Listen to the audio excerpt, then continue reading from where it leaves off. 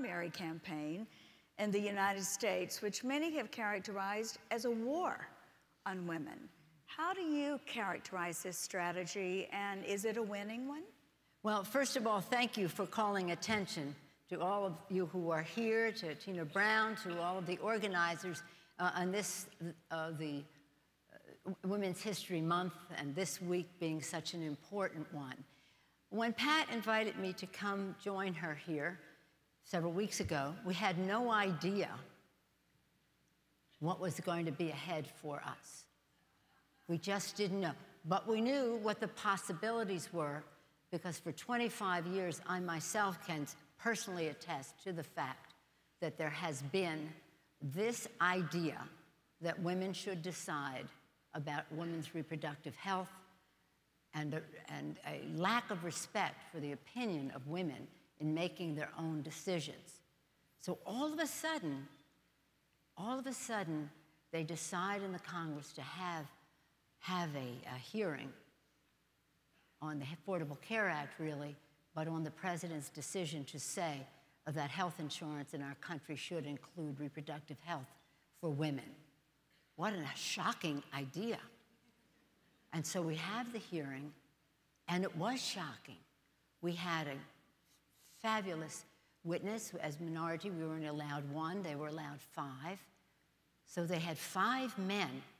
You know what happened. They had 5 men, and they said that our witness was a woman, was not qualified to speak about women's reproductive health. I mean, just think of it. They don't even have a clue. They don't even have a clue. They don't even suspect anything is wrong with that thinking. So this is our moment. 5 guys won't let her be heard. As Carolyn Maloney, my colleague from this area, said, where are the women? 1 week later, we have Sandra Fluke come to speak to the Congress. Wasn't she wonderful?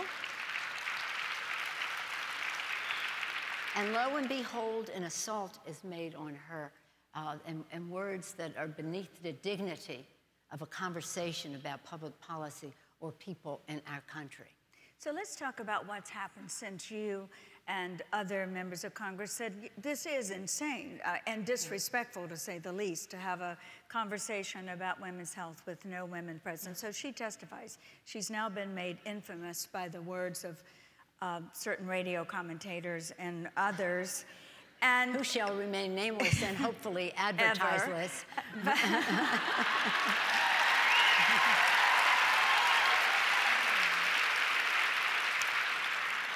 So to that point, women go online, 1.9 million tweets, take 14 advertisers to task, they leave the show. The New York Times today has a full-page ad from a group which seems to have come from Catholics in this country, saying it's time to exit the church over this issue of reproductive freedom.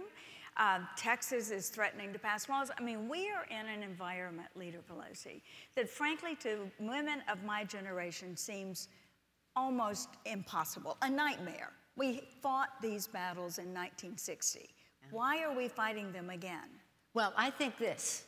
I think we have to take the opportunity to make the change that is necessary so that nobody has to fight this fight again.